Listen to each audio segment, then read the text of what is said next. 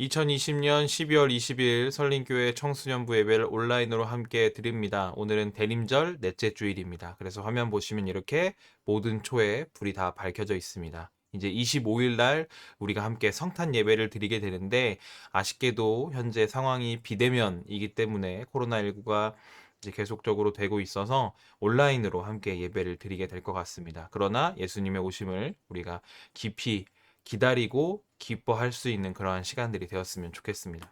설교를 시작하면서 사진을 좀 하나 보도록 하겠습니다. 이 사진 여러분들 혹시 기억나는지 모르겠습니다.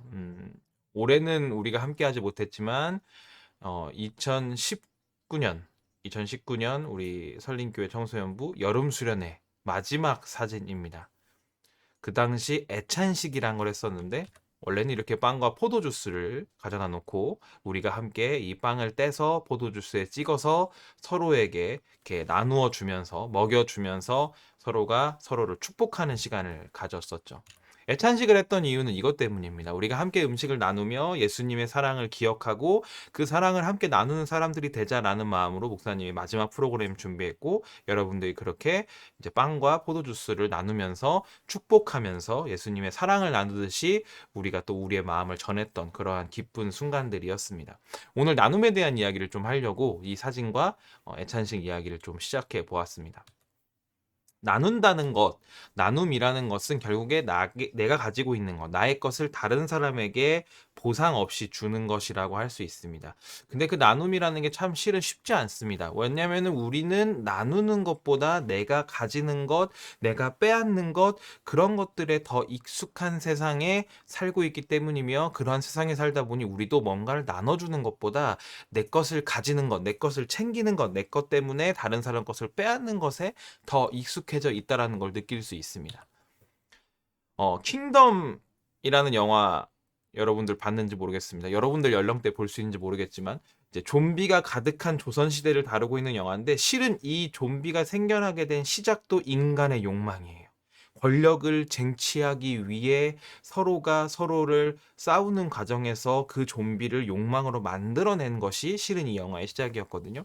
이렇게 영화나 드라마에서 보듯이 우리의 인간의 욕망이 계속적으로 잘 드러나 있는 것들이 실은 있습니다. 그리고 옆에는 이제 사이버 레카라는 얘기 여러분들 많이 들어봤을 거예요. 유튜브에서 요즘에 참 많이 나오는데 이슈를 몰고 다니는 이슈가 생기면 그 이슈를 가져와서 그 이슈로 이야기를 만들고 그 이야기를 비판하면서 유튜브 조회수를 올려서 사이버 레카라는 사람들이 구독자 수를 늘리고 조회수를 늘리고 그것들로 수익을 버는 그래서 여기 나와 있는 것처럼 누가 정말 죽길 바라는 건가 도를 넘는 폭로라고 나와 있어요.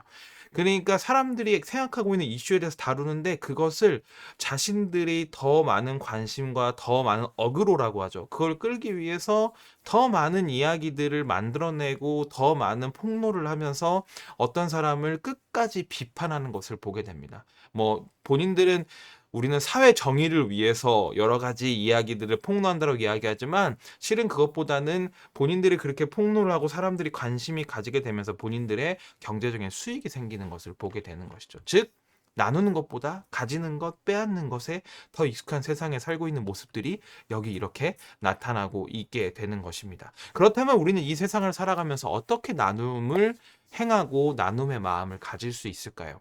성경을 좀 보도록 하겠습니다. 오늘은 요한복음 얘기를 나눌 건데요.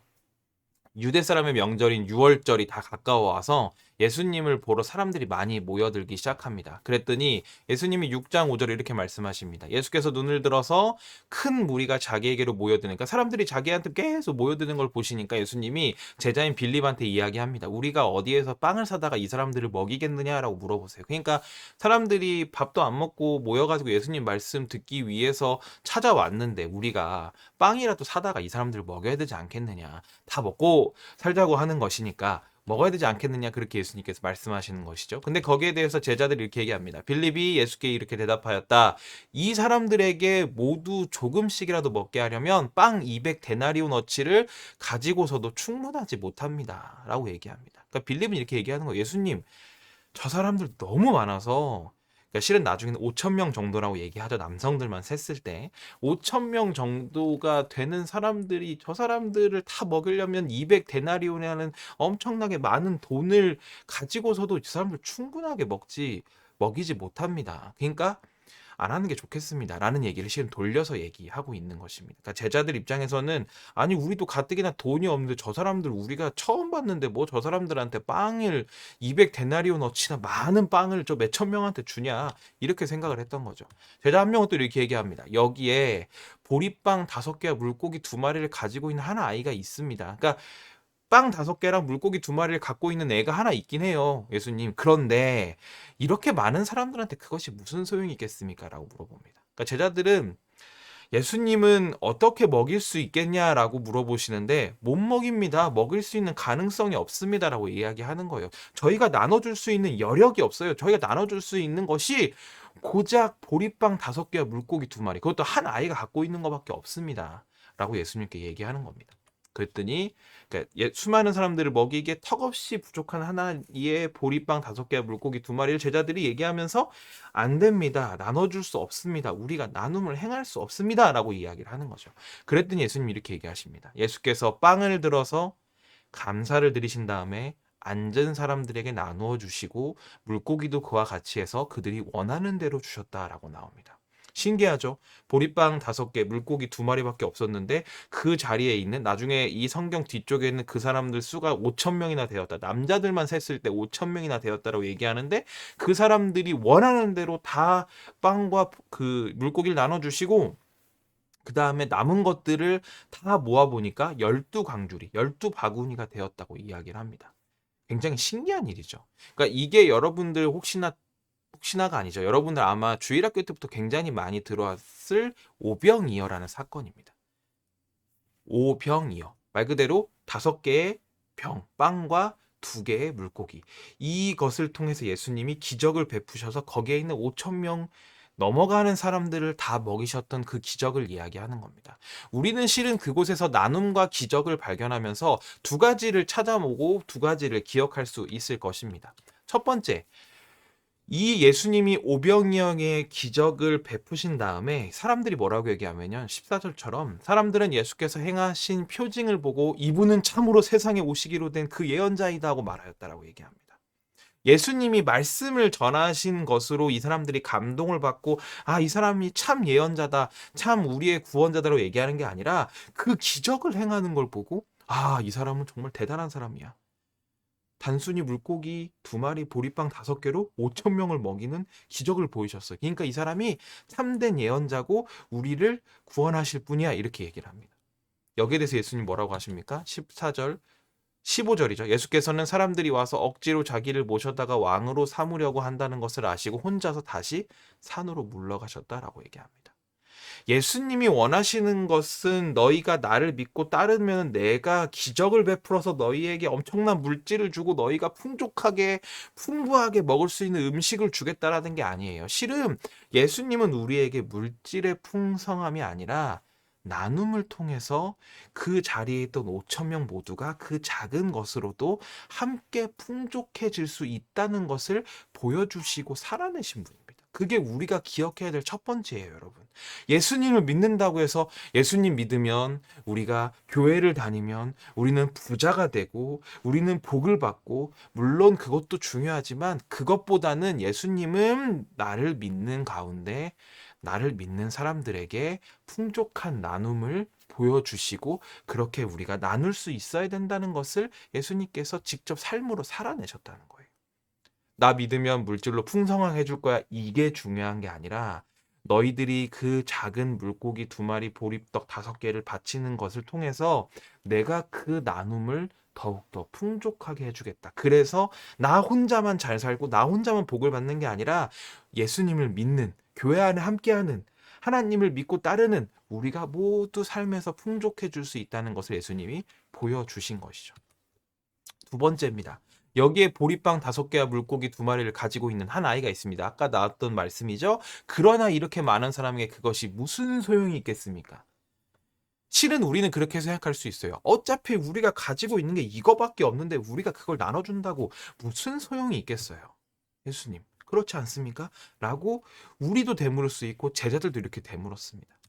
그러나 예수님이 그 오병이어 사건을 통해 보여주시는 것은, 나눔이라는 것은 내가 풍족하고 내가 또는 부족하고 이런 걸 다 떠나서 그게 중요한 게 아니라, 다른 사람을 위해 나의 것을 기꺼이 내어줄 수 있는 사랑의 마음이 바로 오병이어 기적에서 예수님이 우리에게 말씀하시고 우리에게 보여주고 계신 것입니다. 나는 굉장히 풍족한 사람이니까 여유가 있으니까 나눠줄 거야, 이게 아니라, 또는 난 부족한데, 난 가뜩이나 뭐가 없는데 뭘 내가 나눠줄 수 있겠어, 이 두 가지가 중요한 게 아니라, 저 사람한테 정말 나의 것을 나눠주고 싶다, 어려움에 있는 사람, 고난 가운데 있는 사람, 부족한 가운데 있는 사람에게 나의 것을 기꺼이 나눠줄 수 있었으면 좋겠다라고 생각하는 이 사랑의 마음이 진정한 나눔이라는 것을 예수님 보여주신 거예요. 그리고 너희들이 그러한 마음을 가지고 나눠주게 되면, 그 작은 아이가 갖고 있었던 보리빵과 물고기를 나누게 되면 내가 그것을 너희에게 모두가 다 가질 수 있도록 풍족하게 만들어주겠다라고 예수님이 이야기하고 계신 것입니다. 자, 그렇다면 우리는 무엇을 나눌 것인가요? 여러분도 혹시 보리빵과 물고기 두 마리를 가지고 있나요? 아니면 여러분들 가지고 있는 돈을 막 나눠주는 것이 중요할까요? 아니면 여러분들 무엇을 여러분들 주위의 사람들에게 나눌 것인가요?